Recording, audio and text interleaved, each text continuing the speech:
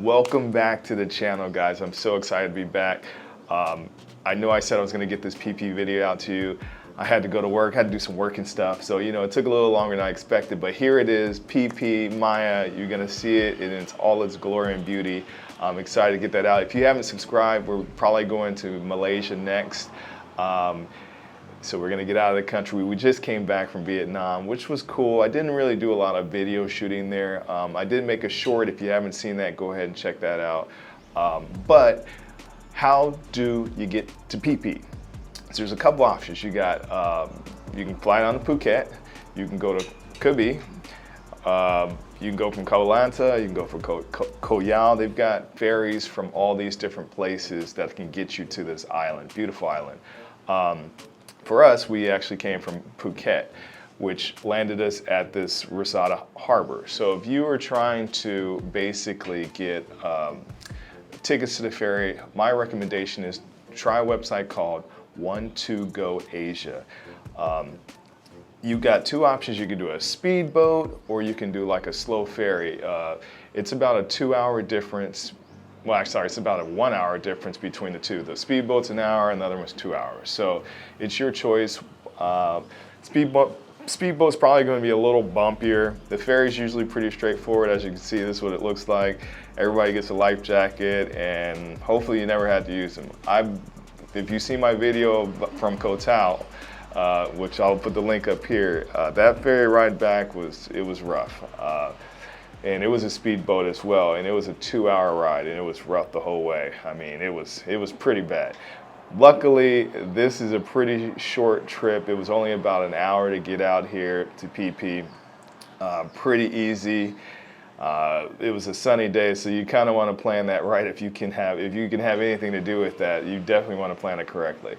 But once you get here, I mean, it's just beautiful. It is its own little, I don't know, it's like 2 coves on each side. It's pretty nice.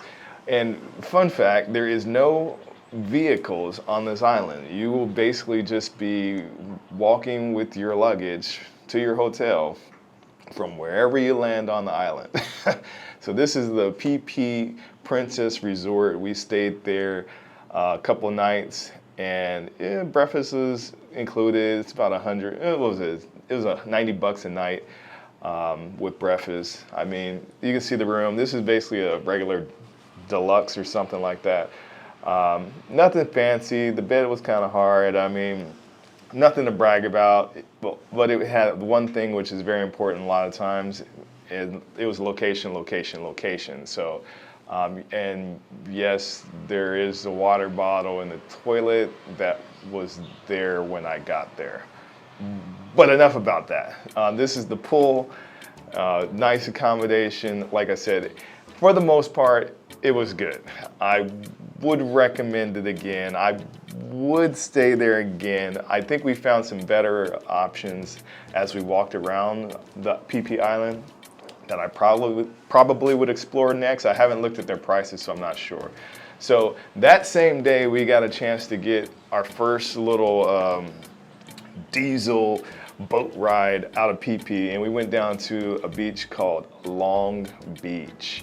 It's relatively close. It was about a 10-minute boat ride over there, and I think it cost us 300 baht.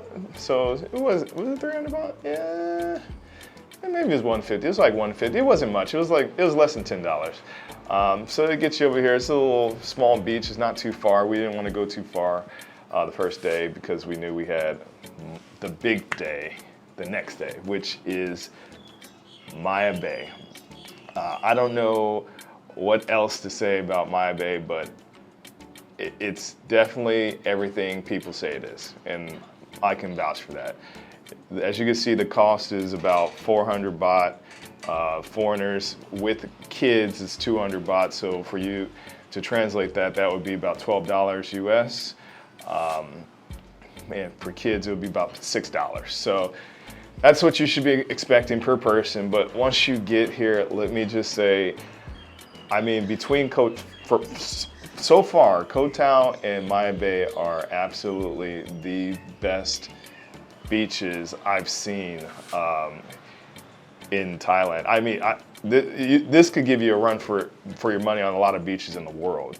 It's very secluded. It's beautiful. It's untouched. You cannot get in the water. They haven't. I mean, technically, you can't go swimming in the water. People sit on sit on the beach, put their feet in the water, but you're not allowed to go all the way in. They're still trying to protect the wildlife there, so it's a protected location. If you get a chance to go around, ask your boat to take you to Apule. This is this area right here. It's absolutely beautiful. You can actually jump in the water here. You go swimming. You'll see a bunch of boats there, but it's pretty cool. It's something on the backside of Maya Bay. I did want to show you this because when you do buy your ticket to Maya, I want you to just buy one way. Because if you buy one way, then when you get to Maya, you can actually save some money by buying a ticket coming back for cheaper. And if you did any tours with any of the guides, they'll give you a discount. So I think we ended up paying 600 or 700 baht for a speedboat back instead of the 800 we paid for the speedboat there.